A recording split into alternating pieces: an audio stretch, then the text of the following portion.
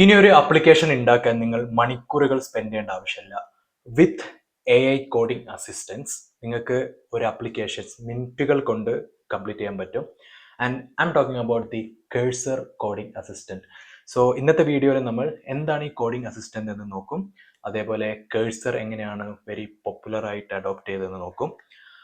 പിന്നെ അതിൻ്റെ കുറച്ച് limitations and benefits of using AI coding assistant. So let's go to the video.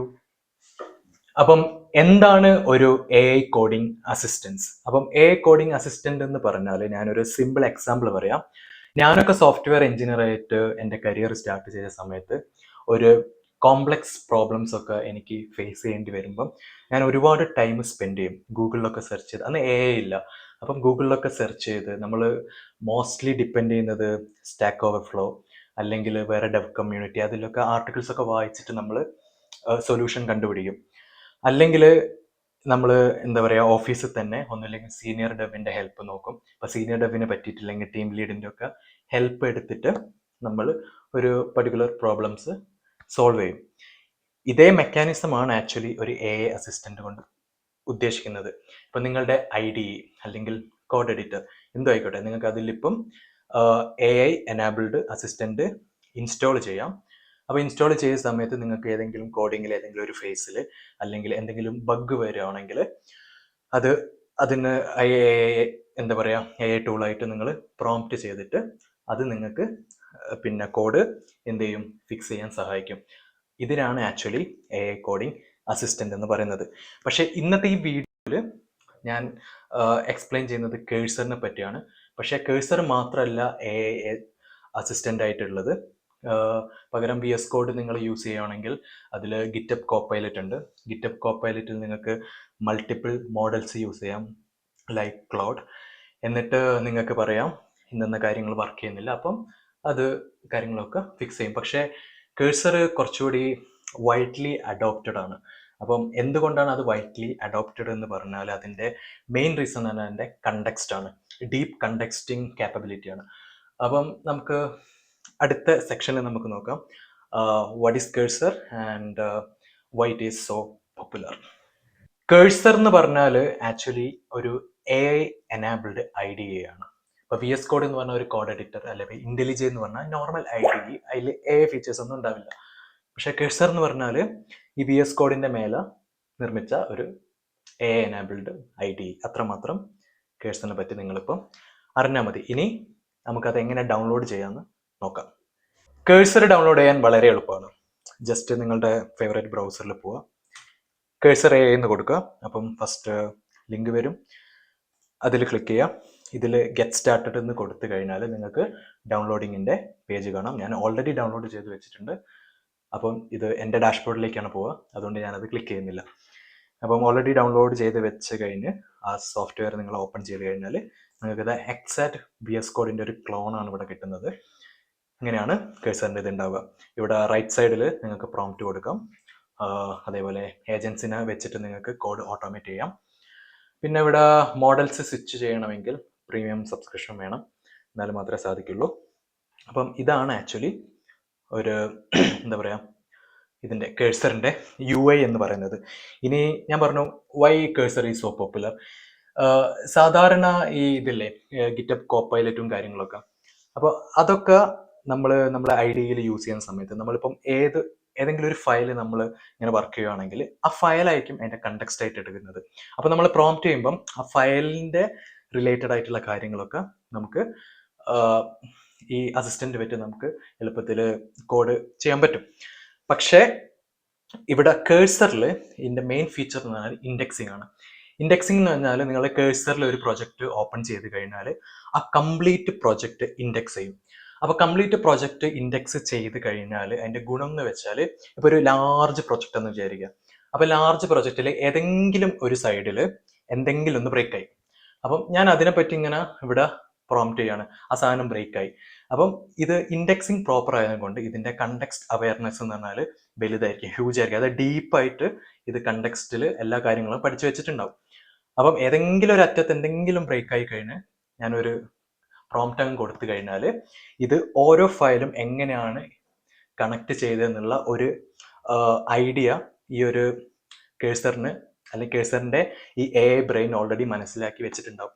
അതുകൊണ്ട് നമുക്ക് കിട്ടുന്ന റിസൾട്ട് എന്ന് ഭയങ്കര അക്യുറേറ്റ് ആയിരിക്കും. ഇതാണ് ഇതിൻ്റെ മെയിൻ എന്താ പറയുക ഒരു അഡ്വാൻറ്റേജ് എന്ന് പറയുന്നത്. അതുകൊണ്ടാണ് ആൾക്കാർ കൂടുതലും ഈ കേഴ്സർ എന്ന് പറഞ്ഞ ഐഡിയ യൂസ് ചെയ്യുന്നത്.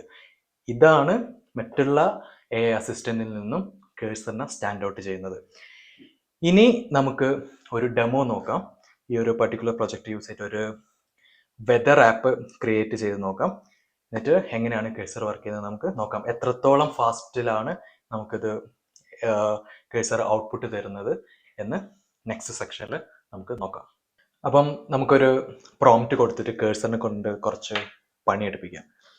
ഇവിടെ ഞാൻ ഓൾറെഡി ഒരു ഫോൾഡർ ഓപ്പൺ ചെയ്ത് വെച്ചിട്ടുണ്ട്. അതിൽ index.html ഓൾറെഡി ഉണ്ട്. പിന്നെ ഒരു script.js ആഡ് ചെയ്തിട്ടുണ്ട്. അതിവിടെ ഇമ്പോർട്ട് ചെയ്തിട്ടുണ്ട്. അത്രേ ഉള്ളൂ. ഞാൻ നേരത്തെ പറഞ്ഞില്ലേ വെതർ ആപ്പാണ് ഞാൻ ബിൽഡ് ചെയ്യാൻ പോകുന്നത്. ഇനി നമുക്കിവിടെ നമ്മളെ പ്രോംപ്റ്റ് കൊടുക്കാം. ഇവിടെ എഴുതി വെച്ചിട്ടുണ്ട് write a JavaScript function to fetch weather data for a city using open weather API. ഇനിയിപ്പോൾ ഓപ്പൺ വെതർ API വർക്ക് ചെയ്തിട്ടില്ല, ഇപ്പം എന്തെങ്കിലും API കീ ഒക്കെ കൊടുക്കാണ്ടോ എന്തെങ്കിലും കാരണവശാൽ വർക്ക് ചെയ്തിട്ടില്ല എങ്കിൽ provide A fall back demi data. അതും ഞാൻ ഇവിടെ കൊടുത്തിട്ടുണ്ട്. പിന്നെ stylish card using basic CSS നിങ്ങൾക്ക് വായിക്കാൻ പറ്റുന്നുണ്ടല്ലോ. ഇതാണ് എൻ്റെ പ്രോംപ്റ്റ്. ഞാൻ കോപ്പി ചെയ്തു, എൻ്റെ കേഴ്സറിലേക്ക് പോയി ഇവിടെ പേസ്റ്റ് ചെയ്യുന്നു. എന്നിട്ട് I am clicking on submit and it's doing the things. ഇവിടെ പ്ലാനിങ് ചെയ്യുന്നുണ്ട്, റീഡിങ് index.html കണ്ടോ. ഇവിടെ ഫയൽ സെർച്ച് ചെയ്യുന്ന കണ്ടോ, ഫയൽ സെർച്ച് ഇൻ ഡെമോ എന്ന് എൻ്റെ ഫോൾഡറിൻ്റെ നെയിമാണ്. ഫോൾഡറിൽ പോയി ക്രിയേറ്റിംഗ് script.js style.css എന്നിട്ട് അപ്ഡേറ്റിംഗ് index.html. അപ്പം ഫസ്റ്റ് അത് script.js ഇവിടെ എന്ത് ചെയ്തു, script.js ആണോ ഫസ്റ്റ് ഉണ്ടാക്കുന്നതല്ല, ഫസ്റ്റ് style.css ക്രിയേറ്റ് ചെയ്തു. അപ്പോൾ ഫയൽ ഇവിടെ ക്രിയേറ്റ് ആയി കണ്ടോ.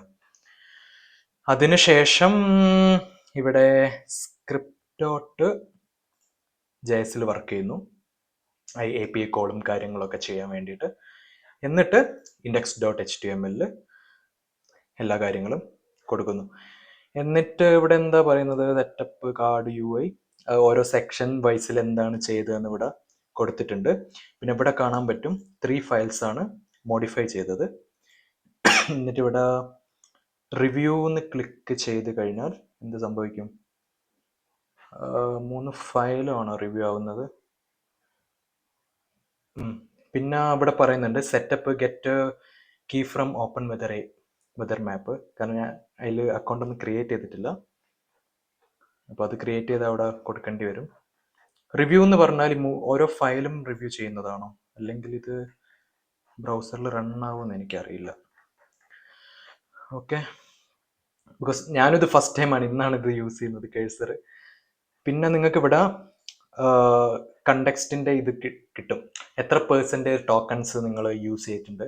200K ആണ് ഫ്രീ ടയറിലെന്ന് തോന്നുന്നു. അത് കഴിഞ്ഞാൽ ചിലപ്പം പെയ്ഡ് വേർഷനിൽ മാത്രമായിരിക്കും അപ്ലിക്കബിൾ ആവുന്നത്. ഞാനിത് 8% മാത്രമേ യൂസ് ചെയ്തിട്ടുള്ളൂ.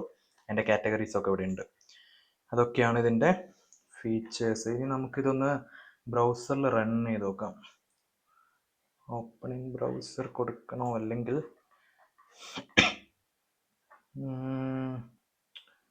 ഇതെങ്ങനെ ബ്രൗസറിൽ റൺ ചെയ്യാം.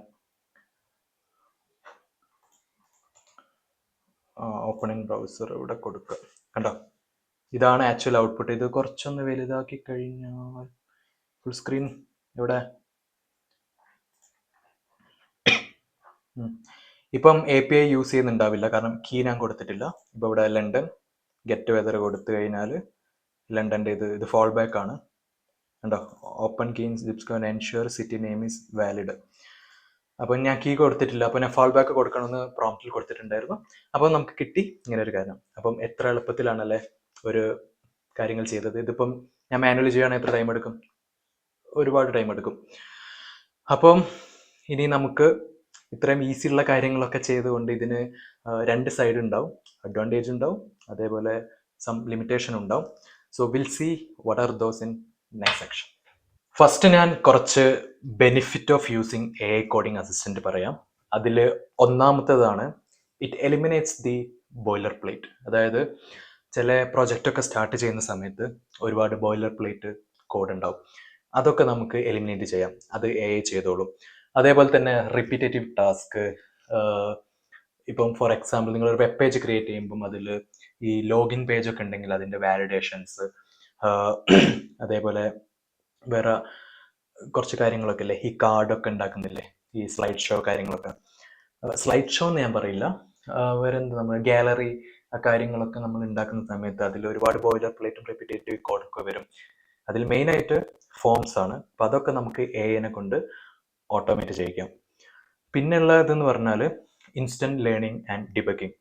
അതായത് നിങ്ങൾക്ക് എന്തെങ്കിലും ഒരു എറർ വന്നു നിങ്ങളുടെ ആപ്ലിക്കേഷനിൽ, അപ്പം AI എറർ നോക്കിയിട്ട് അതിനുള്ള സൊല്യൂഷൻ നിങ്ങൾക്ക് ഫാസ്റ്റായിട്ട് തരും. നിങ്ങൾ അതിൽ ഹവേഴ്സ് സ്പെൻഡ് ചെയ്യേണ്ട ആവശ്യമില്ല.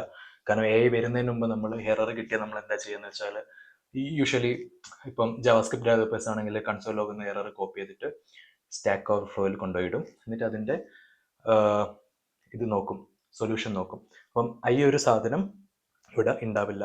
സോ അത് രണ്ടാമത്തെ ബെനിഫിറ്റ്. പിന്നെ എന്ന് പറയുന്നത് ലാംഗ്വേജ് എജിലിറ്റി.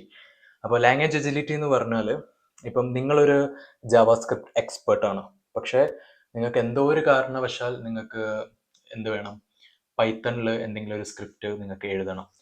അപ്പം നിങ്ങൾക്ക് എന്ത് ചെയ്യാം, AI പറയാം ഈ സെയിം സാധനം, അതായത് ജാവാസ്ക്രിപ്റ്റിൽ എഴുതിയ സെയിം സാധനം എനിക്ക് പൈത്തണിൽ വേണമെന്ന് പറഞ്ഞാൽ അത് അതിൻ്റെ സിൻടാക്സ് മാറ്റിയിട്ട് പൈത്തണിലേക്ക് നിങ്ങൾക്ക് ആ കോഡ് തരും. നിങ്ങളത് ഫുള്ളായിട്ട് പഠിച്ചെടുക്കേണ്ട, പൈത്തൺ ഫുള്ളായിട്ട് പഠിച്ചെടുക്കേണ്ട ആവശ്യമില്ല. പൈത്തൺ മാത്രമല്ല, വേറെ ഏത് ലാംഗ്വേജിലേക്കും, ഒരു ലാംഗ്വേജിൽ നിന്ന് വേറൊരു ലാംഗ്വേജിലേക്ക് സ്വിച്ച് ചെയ്യാൻ പറ്റുന്ന ഒരു കഴിവും AI സപ്പോർട്ട് ചെയ്യും. സോ ഇതൊക്കെയാണ് ഒരു 3 കാര്യങ്ങൾ ഒരു ബെനിഫിറ്റ് ആയിട്ട് നിങ്ങൾക്ക് എടുക്കാം. ഇനി നമുക്ക് ഇതിൻ്റെ വേറെ സൈഡ് നോക്കാം, drawbacks of using AI coding assistance. ഒന്നാമത്തെ ഡ്രോബാക്ക് ആയിട്ട് എനിക്ക് പറയാനുള്ളതെന്ന് വെച്ചാൽ ദി ഹാലുസിനേഷൻ റിസ്ക്. അത് എല്ലാ AI-ക്കുള്ള ഒരു സ്വഭാവമാണ്. എന്തെങ്കിലുമൊക്കെ നമ്മൾ പറയുന്നതിൻ്റെ ആ പ്രോപ്പർ സാധനമായിരിക്കില്ല എനിക്ക് കിട്ടുക. ഇപ്പം ഞാൻ മാങ്ങേനെ പറ്റി പറയുകയാണെങ്കിൽ എനിക്ക് തേങ്ങേനെ പറ്റിയുള്ള റെസ്പോൺസ് ആണ് തരിക. So that's A hallucination. അപ്പം നിങ്ങൾക്ക് AI കോഡുകളൊക്കെ തരുന്ന ടൈമിൽ അത് പ്രോപ്പറായിട്ട് ഇവാലുവേറ്റ് ചെയ്യണം. അപ്പോൾ പ്രോപ്പറായിട്ട് ഇവാലുവേറ്റ് ചെയ്യണമെങ്കിൽ നിങ്ങൾക്ക് ഈ ഒരു പർട്ടിക്കുലർ ലാംഗ്വേജിൽ നിങ്ങൾക്കൊരു ബേസിക് അണ്ടർസ്റ്റാൻഡിങ്, ഫണ്ടമെൻ്റൽസ് വേണം. അത് മസ്റ്റാണ്. അപ്പം അതാണ് ഞാൻ ഒന്നാമതായിട്ട് പറയുന്നത്. ഇനി രണ്ടാമത്തേത് സെക്യൂരിറ്റി ആൻഡ് പ്രൈവസി കൺസേൺസ്. ചില ആപ്ലിക്കേഷൻസിലൊക്കെ API കീസും കാര്യങ്ങളൊക്കെ നമ്മൾ AI-ക്ക് കൊടുത്തു കഴിഞ്ഞാൽ ഈ AI-ൻ്റെ എല്ലാ പ്രോസസ്സിങ്ങും ചിലപ്പം ഒന്നുമില്ലെങ്കിൽ തേർഡ് പാർട്ടി അല്ലെങ്കിൽ അവരുടെ തന്നെ AI പ്രൊവൈഡറിന് തന്നെ ക്ലൗഡിലായിരിക്കും റൺ ചെയ്യുക. അപ്പം നമ്മൾ ഈ API-യും അതേപോലെ സെൻസിറ്റീവ് ഡാറ്റയൊക്കെ AI ആയിട്ട് ഷെയർ ചെയ്ത് കഴിഞ്ഞാൽ അത് സെക്യൂരിറ്റി ആൻഡ് പ്രൈവസി കൺസേൺസിനെ ബാധിക്കും. സോ അതൊക്കെ നമ്മൾ നോക്കിയും കണ്ടും ചെയ്യാം, അല്ലെങ്കിൽ പണി പാളും. പിന്നെ എനിക്ക് പറയാനുള്ളത് പറഞ്ഞാൽ സ്കിൽ ഡെക്കേഡ് ട്രാപ്പ്. അതായത് ഒരു ബിഗിനർ, ഇപ്പോൾ സോഫ്റ്റ്വെയർ എഞ്ചിനീയറിലേക്ക് വരുന്ന ഒരു ബിഗിനർ കംപ്ലീറ്റ്ലി AI-നെ ഡിപ്പെൻഡ് ചെയ്ത് കഴിഞ്ഞാൽ അത് നല്ലതല്ല. അവർക്ക് ഈ ഒരു എബിലിറ്റി ഇല്ലേ, ഇപ്പം ഞാനൊരു സോഫ്റ്റ്വെയർ എഞ്ചിനീയറാണ്, ഇപ്പോൾ എനിക്ക് AI ഇല്ലെങ്കിലും എനിക്ക് കോഡ് ചെയ്യാൻ പറ്റും. കാരണം എനിക്ക് ഈ ഒരു വേയിൽ തിങ്ക് ചെയ്യാൻ പറ്റും, എനിക്ക് ആ വേയിൽ അത് പ്രോബ്ലം സോൾവ് ചെയ്യാൻ പറ്റും. പക്ഷെ പ്രോബ്ലം എത്രത്തോളം എഫിഷ്യൻ്റ് ആണെന്ന് എനിക്ക് പറയാൻ പറ്റില്ല. ഇപ്പോൾ ഞാൻ ആ കാര്യം AI-നോട് കൊടുത്താൽ അതിലും എഫിഷ്യൻ്റ് ആയിട്ടുള്ള സൊല്യൂഷൻ എനിക്ക് കിട്ടും. പക്ഷേ ഒരു ബിഗിനർ കംപ്ലീറ്റ്ലി AI-ൽ തുടങ്ങുവാണെങ്കിൽ അവർക്ക് പല പ്രശ്നങ്ങളും ഇങ്ങനത്തെ ഉണ്ടാവും. അപ്പം ഞാൻ സജസ്റ്റ് ചെയ്യുന്നതെന്ന് വെച്ചാൽ ഫണ്ടമെൻ്റൽസ് നിങ്ങൾ സ്ട്രോങ് ആയിരിക്കുക, കമ്പ്യൂട്ടർ സയൻസ് സ്ട്രോങ് ആയിരിക്കുക. അപ്പം നിങ്ങൾക്ക് എല്ലാ ലാംഗ്വേജും നിങ്ങൾക്ക് ഹാൻഡിൽ ചെയ്യാൻ പറ്റും. അപ്പം AI ഇല്ലെങ്കിലും നിങ്ങൾക്ക് ചില സെനാരിയോസ് നിങ്ങൾക്ക് ഹാൻഡിൽ ചെയ്യാൻ പറ്റും. അപ്പം അത്രയും കാര്യങ്ങളാണ് എനിക്കിപ്പം ഇതിൻ്റെ ഒരു ഡ്രോബാക്സ് ആയിട്ട് എനിക്ക് പറയാനുള്ളത്. അപ്പം അത്രയേ ഉള്ളൂ ഇന്നത്തെ വീഡിയോയിൽ എനിക്ക് പറയാനുള്ളത്. നമ്മൾ എന്തോ കാര്യങ്ങൾ പഠിച്ചു. എന്താണ് AI കോഡിംഗ് അസിസ്റ്റൻസ്, കേഴ്സറിൻ്റെ ഇത് ഇൻഡെക്സിങ് ഫീച്ചർ അതെങ്ങനെയാണ് സ്റ്റാൻഡ് ഔട്ട് ചെയ്ത് നിൽക്കുന്നതെന്ന് പഠിച്ചു. പിന്നെ few drawbacks and benefit of using AI coding assistance.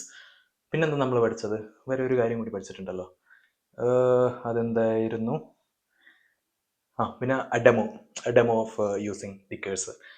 Okay, എങ്ങനെയാണ് അത് ഹാൻഡിൽ ചെയ്യുന്നത്, ടോക്കൺസ് എത്ര യൂസ് ചെയ്യുന്നത്, എല്ലാ കാര്യങ്ങളും നമ്മൾ ഇന്ന് പഠിച്ചു, നിങ്ങൾക്ക് മനസ്സിലായി എന്ന് വിചാരിക്കുന്നു. അപ്പം എ റിലേറ്റഡ് അതേപോലെ കോഡിംഗ് റിലേറ്റഡ് കണ്ടൻസ് നിങ്ങൾക്ക് മലയാളത്തിൽ പഠിക്കണമെങ്കിൽ ചാനൽ സബ്സ്ക്രൈബ് ചെയ്യുക. ഈ പർട്ടിക്കുലർ വീഡിയോ നിങ്ങൾക്ക് ഇഷ്ടമുണ്ടെങ്കിൽ ലൈക്ക് ചെയ്യുക, പിന്നെ നിങ്ങളുടെ ഫ്രണ്ട്സായിട്ട് ഷെയർ ചെയ്യാൻ മറക്കണ്ട. പിന്നെ എനിക്ക് പറയാനുള്ളത്, എന്തെങ്കിലും കാര്യങ്ങൾ നിങ്ങൾക്ക് കമ്മ്യൂണിക്കേറ്റ് ചെയ്യണമെങ്കിൽ അത് കമൻ്റായിട്ട് ഇടുക. ഞാൻ സമയമുള്ളപ്പോൾ ഞാനതിന് റിപ്ലൈ തരുന്നതായിരിക്കും.